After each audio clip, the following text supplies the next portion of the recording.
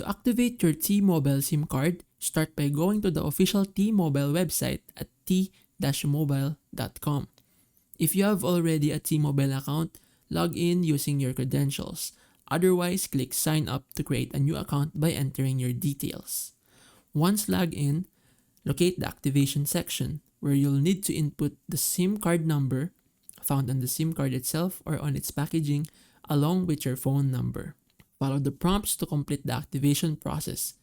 Typically, once you've entered the necessary information, your SIM should be activated within a few minutes, although it might take up to hours or days in some cases. If you encounter any issues or need assistance with online activation, T-Mobile's customer support is available to help. Just call 1-800-T-mobile to reach a representative who can guide you through the activation process. Ensure you have your SIM card, phone, and any account details handy when calling, as they may be needed to verify your account. Once activated, restart your phone if you experience any delays in service, as this often helps the SIM connect to the network smoothly. Your T-Mobile SIM should be fully functional after following these steps.